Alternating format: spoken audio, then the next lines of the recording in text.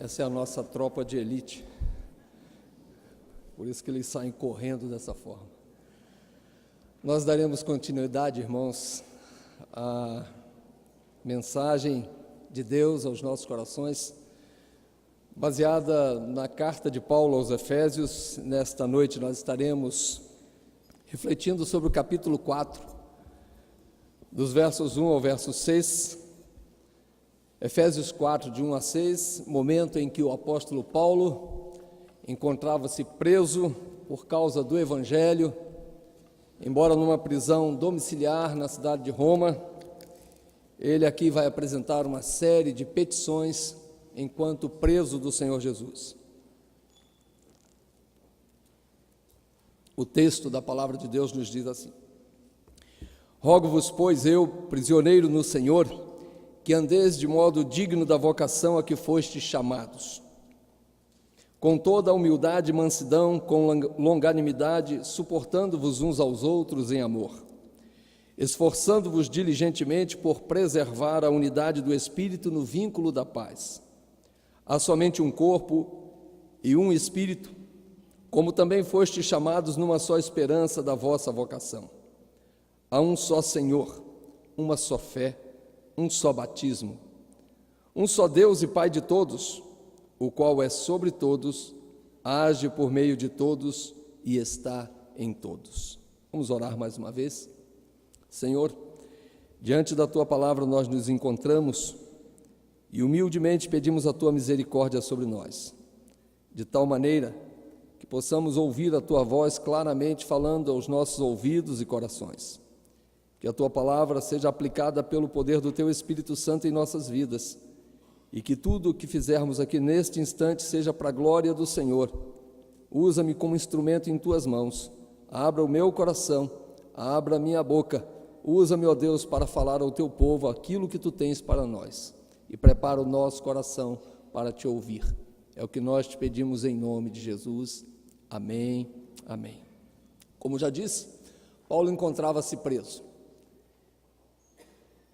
E lembrando-me de algumas experiências que eu vivi durante um tempo na minha carreira de capelão militar, quando fazia semanalmente algumas visitas aos presos, quer na área disciplinar, quer na área de crimes civis ou militares, lembro-me muito bem que aqueles presos, não raras vezes, pediam ajuda para que nós fizéssemos contato com seus familiares, pedindo das coisas mais simples a questões mais difíceis e complexas. Por exemplo, preciso de sabonete, preciso de toalha, preciso de creme dental, preciso de algum medicamento, apesar do apoio e do atendimento, da assistência que eles tinham internamente onde se encontravam presos.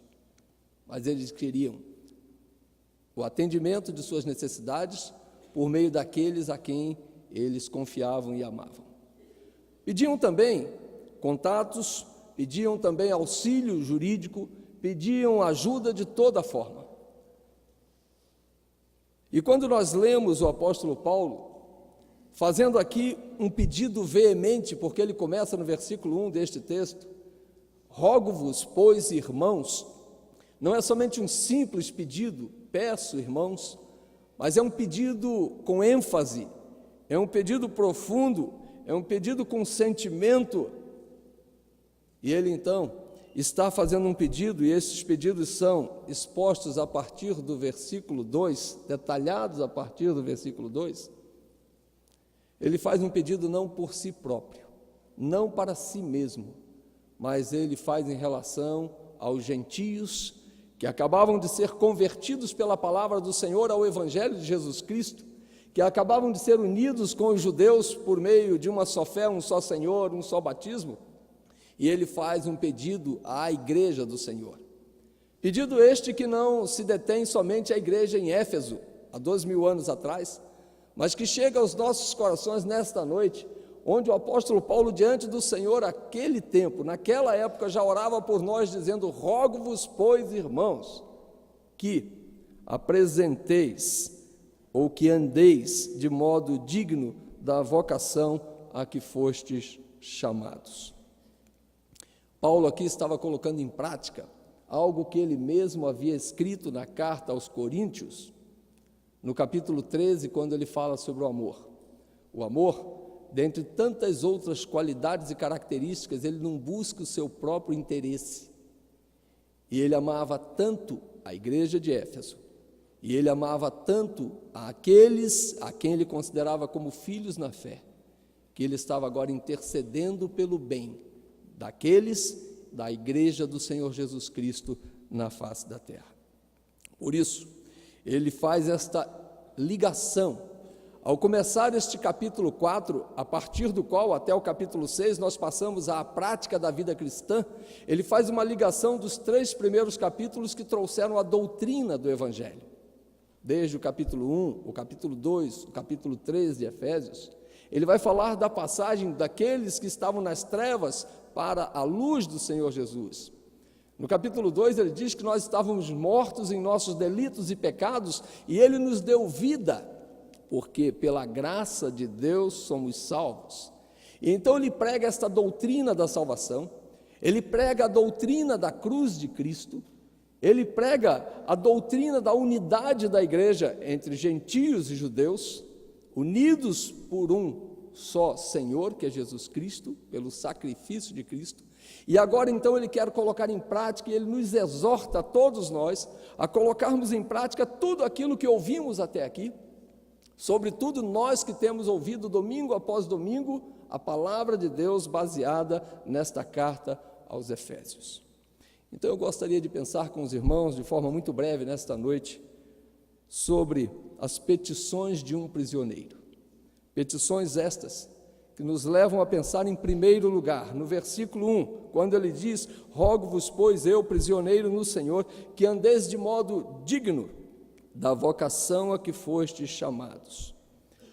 Ele nos propõe passarmos da doutrina para o dever, da doutrina para a prática, do pecado para a salvação pela graça, chamados para a unidade entre judeus e gentios, como eles foram, nós também.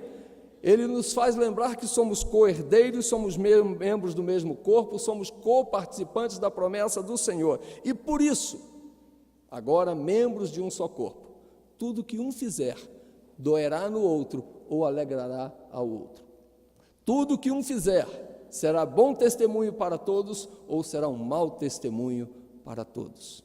Esta é a prática que ele nos convida agora a realizar, a executar.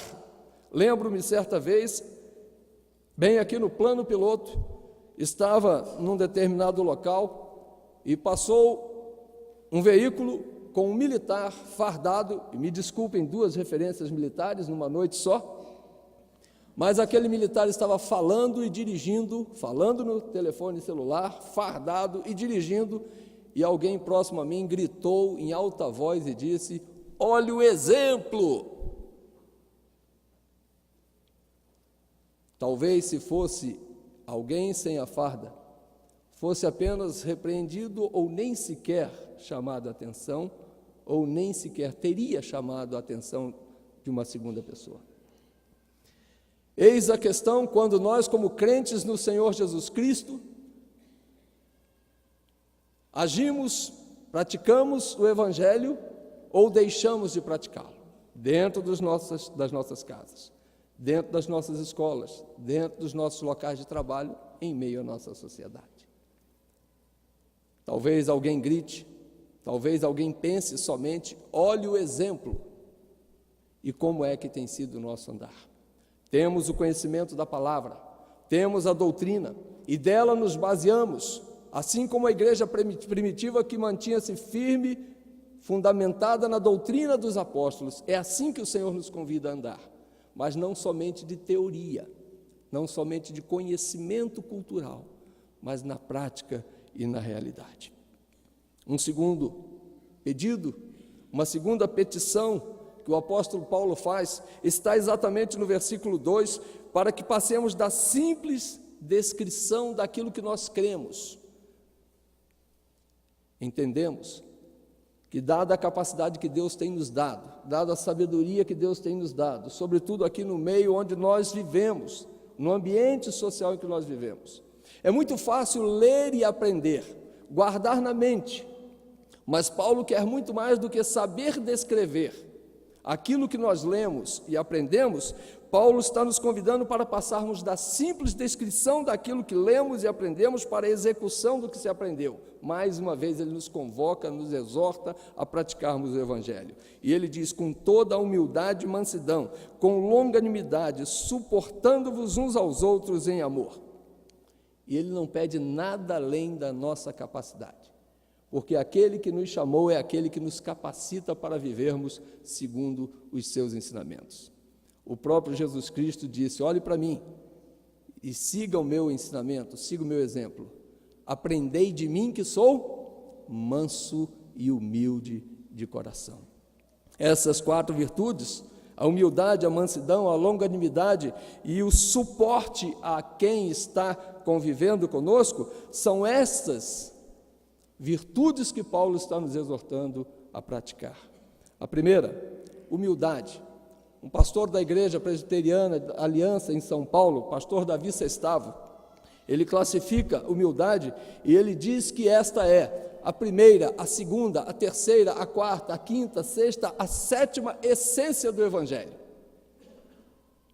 exaltando assim a necessidade de que aquele que crê no Senhor Jesus, que tem intimidade com o Senhor, que quer exaltar o nome do Senhor, seja humilde como ele foi e viva uma vida de humildade, a fim de que o nome do Senhor seja exaltado. Ser humilde é esvaziar-se. Ser humilde é não ver nenhum mérito em si mesmo. Ser humilde é olhar o próximo e amá-lo como a si mesmo, vendo sempre o bem do próximo. E a segunda virtude que ele nos exorta neste versículo 2 é a mansidão. Ô virtude difícil! No caos do trânsito, quantas vezes perdemos essa mansidão? No relacionamento conjugal, quantas vezes passamos do nosso limite? Ah, mas é o meu temperamento. Mas o Senhor nos convida para trabalhar nosso temperamento nesta noite mais uma vez, mudando-nos da nossa aspereza, da nossa dureza, da nossa super sinceridade, para uma vida de mansidão. Aprendei de mim, que sou manso e humilde de coração. Ser manso é ser lento para insistir nos seus próprios direitos. Ser manso é ser lento para demandar. Ser manso é seguir o exemplo de Abraão e de Ló. Quando nas campinas próximas a Sodoma e Gomorra, Abraão era o tio. Abraão era aquele que tinha mais experiência, mas ele humildemente deu a primazia, o direito de Ló, seu sobrinho, escolher em primeiro lugar o lugar que ele deveria ficar. De tal maneira que Abraão disse: se fores para a direita, eu irei para a esquerda, e se ao contrário, eu irei para o outro lado. Mas Abraão tinha uma certeza de que ele não precisava se exasperar, ele não precisava se exaltar, ele não precisava ficar nem mesmo preocupado, haja vista o controle, a orientação, a direção de Deus na sua vida. Às vezes, nós queremos tomar o lugar de Deus, nós queremos estar em primeiro lugar, e por isso perdemos essa mansidão, essa tranquilidade, esta paz inerente de uma vida mansa e tranquila, dirigida pelo Senhor. Uma terceira virtude, a longanimidade. A própria palavra em si já diz: aquele que tem um longo ânimo, aquele que tem ânimo mais duradouro, aquele que demora a irritar-se. Lembro-me quando eu estava ainda no início do ensino fundamental, na época do ginásio, isso não faz muito tempo, a maioria aqui não soube que houve essa nomenclatura. E existiam 2 irmãos que na minha mente hoje pareciam ter quase 2 metros de altura, embora adolescentes como eu. E por alguma razão que eu não me recordo qual, eu desci os 4 andares do prédio do colégio, insistindo para brigar com um daqueles irmãos. E ele só ia me empurrando. Graças a Deus, por isso eu estou aqui hoje, podendo falar com os irmãos. Mas como eu fui inocente, Como eu fui inconsequente e como eu vejo hoje. Não sei que segmento religioso eles pertenciam, ou a qual segmento religioso eles pertenciam. Mas eu acho que aquele menino já devia ter lido isso aqui muitas vezes e aprendido e estava colocando em prática. Enquanto eu, pequenininho, fazia aquilo de errado, ele me acalmava e me empurrava e nada foi feito comigo. Mais uma vez, graças a Deus. Aquele que rejeita a aspereza é longânimo. Mas é muito bonita a teoria, mas Paulo está nos convidando para passar da teoria para a prática mais uma vez. E isso é preciso que nós pensemos, saiamos daqui com a unção do Espírito Santo de Deus, para que coloquemos em prática dentro dos nossos lares e em todos os lugares que convivemos. Sabe onde também? Dentro dos nossos ministérios aqui na igreja. Reflita sobre isso. Quantas vezes nós perdemos a nossa longanimidade num lugar em que o Senhor nos convida para sermos irmãos em Cristo, filhos de um só Pai, membros de um só corpo, co-herdeiros e coparticipantes de uma só promessa. O quarto, ou a quarta virtude, neste versículo 2, suportando-vos uns aos outros. E quando nós falamos em suportar a esposa, suportar o marido, parece que é aguentar um ao outro. Mas se nós olharmos para este pequeno microfone, toda esta haste é suporte para ele. Para aquele microfone, todas as partes de baixo são suportes. O banco onde você está sentado, ele tem a parte horizontal, ele tem a parte do encosto, mas ele tem 2 pés, talvez 3 certamente, que são suportes para o seu banco. E suportar é dar suporte, é estar à disposição. Jarros que suportam flores, bandejas que suportam cálices, pessoas que suportam umas às outras, irmãos que dão suportes uns aos outros, que sustentam, que resguardam, que protegem, que dão condições de funcionamento, assim como estes suportes e muitos outros que podemos imaginar. Um terceiro pedido, uma terceira petição do apóstolo Paulo, está no versículo 3, quando ele diz: esforçando-vos diligentemente por preservar a unidade do Espírito no vínculo da paz. É sairmos do nosso ponto de vista, é abrirmos mão muitas vezes do nosso ponto de vista para o aperfeiçoamento da unidade do corpo. E alguém diria assim: pastor, mas eu não posso abrir mão das minhas convicções, sobretudo aquelas que são absolutas com base na palavra de Deus. Eu creio assim também. E você tem razão em não abrir mão das suas convicções. Mas muitas vezes nós plantamos o pé e não damos direito ao irmão a se pronunciar, a defender a sua tese, o seu ponto de vista. E isso acontece aqui dentro da igreja? Sim. E isso acontece em nossos lares? Sim. E isso acontece em meio à nossa sociedade e nos nossos relacionamentos. Contudo, nós precisamos crer a tal ponto que, se eu divirjo do irmão em algum pensamento, eu tenho que crer que o Espírito Santo de Deus, aquele que nos uniu e que nos fez um só corpo, filhos de um só Pai, co-herdeiros de uma só promessa, Ele há de dirimir todas as dúvidas, acalentando o meu coração, o seu coração, de tal maneira que, apesar das nossas diferenças, o amor do Senhor Jesus reine em nosso meio e a paz de Cristo seja, assim, o árbitro das nossas relações. Coloque, pois, as suas divergências no altar de Deus. Esta noite Deus nos convida para colocarmos os nossos pontos de vista diferentes na presença do Senhor, para que Ele venha iluminar os nossos corações, fazendo com que o nosso entendimento seja trabalhado pelo poder de Deus em nossas vidas. Nesta petição de Paulo, ele diz, também baseado em 2 Coríntios, que ele já havia escrito, capítulo 13, verso 11, o seguinte: quanto ao mais, irmãos, a Deus, ele está despedindo-se naquela carta aos Coríntios: aperfeiçoai-vos e consolai-vos, sedes do mesmo parecer, vivei em paz, e o Deus de amor e de paz estará com vocês.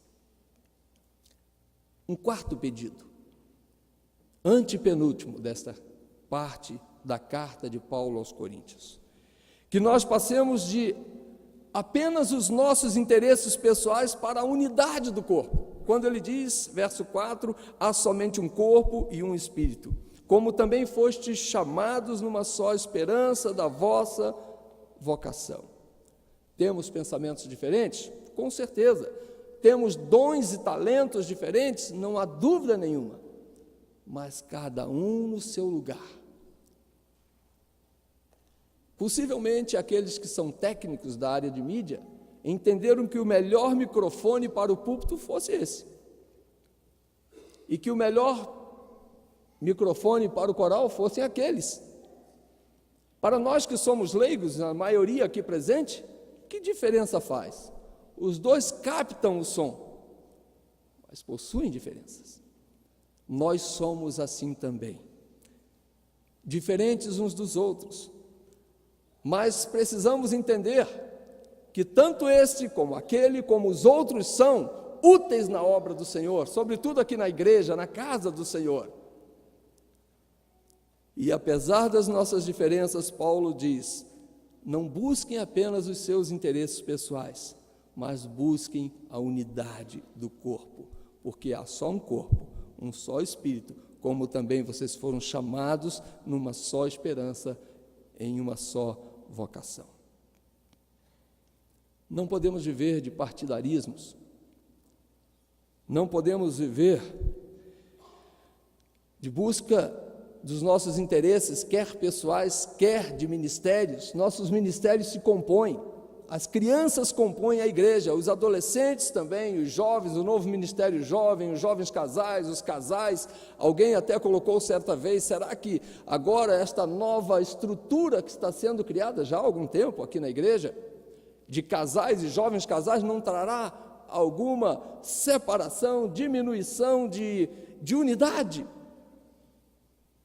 E nós entendemos que não, a partir do momento que os jovens casais trabalhem unidos entre si, e os casais também, mas que entre os ministérios haja unidade de ideais, esforços para que a igreja do Senhor cresça unida, porque todos formamos um só corpo, debaixo da orientação de um só Senhor, de um só pastor, como um só rebanho, para a glória de Deus em todas as coisas. Em quantas áreas precisamos pensar nisto?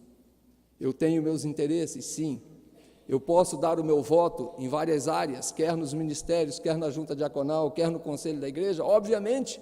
Mas eu tenho que entender que a partir do momento que nós decidimos, estamos decidindo para o corpo, estamos decidindo para a glória de Deus, e a partir dali eu sou um com os demais, e sobretudo com a maioria que decidiu em algum momento sobre algum assunto. E um quinto pedido que ele faz, o penúltimo para nós nesta noite. Há um só Senhor, no verso 5, uma só fé, um só batismo, batismo este também em nome do Senhor Jesus. É passarmos daquilo que é relativo para o absoluto. Quantas vezes ficamos discutindo, quantas vezes nos dividimos, e eu não falo só de igreja, eu falo em relação a todas as nossas atividades na vida, quer no meio religioso, ou da igreja, quer no meio secular, onde nós atuamos e Deus nos permite agir dia após dia. Quantas vezes brigamos por aquilo que é relativo e esquecemos do absoluto? Quer ver, por exemplo? Algum tempo atrás alguém saiu chateado porque foi numa brincadeira chamado de primo, coisa comum entre nós. Nossos primos aqui do lado seriam, mas iremos para a presença do mesmo Pai. Ainda que numa brincadeira, jamais isso pode tomar vulto ou sentido em nossas vidas. Nós somos irmãos em Cristo. E o Paulo está dizendo isso, que nós devemos passar de tudo aquilo que nos separa e que é relativo, o batismo por imersão para o batismo por aspersão, nossos entendimentos daquilo que é relativo para aquilo que é absoluto. Somos batizados em nome do Pai, do Filho e do Espírito Santo de Deus, e este batismo é o símbolo para nós da nossa união com Cristo, de todos aqueles que confessam a Jesus como Senhor e Salvador de sua vida espiritual. Nada poderá nos separar, nada poderá nos tirar desta comunhão. Este é o desejo do apóstolo Paulo. E se estas coisas não importam, não seriam nossas diferenças físicas, econômicas, culturais. Fomos chamados, fomos convertidos pelo Senhor Jesus e o resto não importa. Não existem mais barreira em meu ser. Somos um, diz o cântico, mas não pode ser só um cântico bonito para ser cantado. Ele precisa ser um cântico bonito para ser vivido na vida do dia a dia. E o último pedido daquele prisioneiro, pensando no bem da igreja, na igreja de Éfeso e na igreja de todos os tempos, é que passemos do transcendente, do eterno, para o dia a dia. Existem algumas pessoas que entram numa condição de quase transe. Não conversam com quem não é crente. Não entra na casa de quem não é evangélico. Não se comunica, não se relaciona com quem não tem o mesmo parecer. Obviamente que o salmista diz, inspirado pelo poder do Espírito Santo, que nós não devemos andar, parar e assentar com os pecadores. Mas o Senhor Jesus disse também que os sãos não precisam de médicos. E nós precisamos conviver com os doentes para que nós sejamos luz do mundo e sal da terra entre eles. E é por isso que ele diz, há um só Pai, Deus de todos, o qual é sobre todos, age por meio de todos e está em todos. E este é o chamado de Deus, e esta é a exortação, o pedido, o rogo, a petição, a súplica do apóstolo, ao escrever àquela igreja e também fazer este pedido a nós, para que nós creiamos no eterno, vivamos debaixo da bênção do eterno, mas que isso seja aplicado no nosso dia a dia, que lá no nosso trabalho, que lá na nossa escola, que lá no nosso lar, que lá na nossa vizinhança, nós possamos sair do nosso pedestal, do nosso nariz empinado de crente e ir ao encontro daqueles que estão distantes do Senhor, não para praticar o que eles praticam, mas para abençoar aqueles que vivem longe do Senhor. Assim sendo, os pedidos de Paulo nesta carta, neste início de um novo período da carta aos Efésios, é para que nós coloquemos em prática tudo aquilo que ele tem nos ensinado. E isto foi feito num exemplo supremo, cabal, total, Jesus Cristo, lá na cruz. Não fez caso da sua glória, não fez caso da vergonha da cruz, da ignomínia, como a palavra diz. Desceu do céu, humildemente, mansamente, entregou-se como o Cordeiro de Deus que tira o pecado do mundo, para que todo aquele que nele crê, ou viesse a crer, pudesse exatamente segui-lo como exemplo.